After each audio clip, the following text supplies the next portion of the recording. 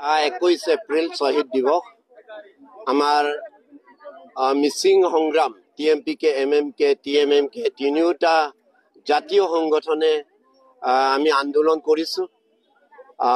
গত 1995 চনত বিলমুখ বানে কেবাঙত কংগ্ৰেছ চৰকাৰে আমাৰ এই সংগ্ৰামক ছিন্ন বিচ্ছিন্ন কৰাৰ কাৰণে বা সংগ্ৰামটোক মষিমূৰ কৰাৰ কাৰণে এই সংগ্ৰামৰ বানে কেবাঙক লৈ তেখেতসকলে ভুৱা স্বায়ত্ব শাসিত পৰিষদ 4 মাহবিহীন স্বায়ত্ব শাসিত পৰিষদ জোৰ কৰি দিব বিচাৰিছিলে বানে কেবাং পাতি।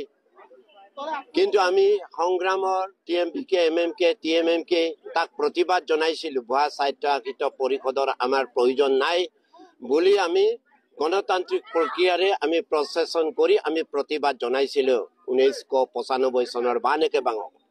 তেতিয়া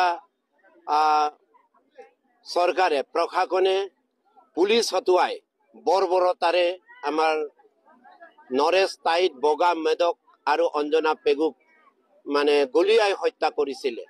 আমি সেই দিনটোক আগৰ ৰাখি আমি 21 এপ্ৰিলটোক শ্বহীদ দিৱস হিচাপে আমি টিএমপিকে এমএমকে টিএমএমকে মানি আহিছোঁ আৰু একত্ৰিত একাকাৰ হৈ আমি এতিয়াও সংগ্ৰামত আমি আগুৱাই গৈ আছোঁ।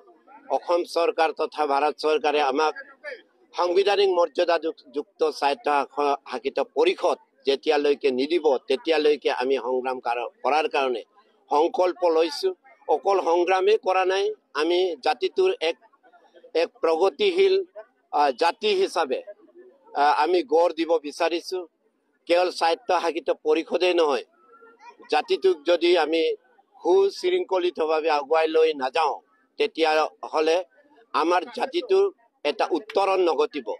এটা বিশ্বৰ বুকুত জাতিটোক আগুৱাই লৈ যোৱাৰ স্বাৰ্থত আমি একত্ৰিতভাৱে এখন প্ৰগতিশীল সমাজ গঢ়াৰ কাৰণে আমি সকলো কাৰ্যসূচী মিচিং ৰাইজক একত্ৰিত কৰি আমি আগুৱাই গৈছোঁ।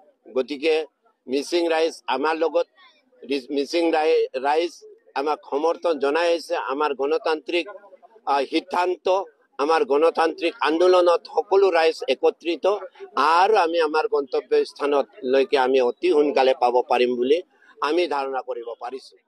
গতিকে এইখিনিয়ে ক'লোঁ।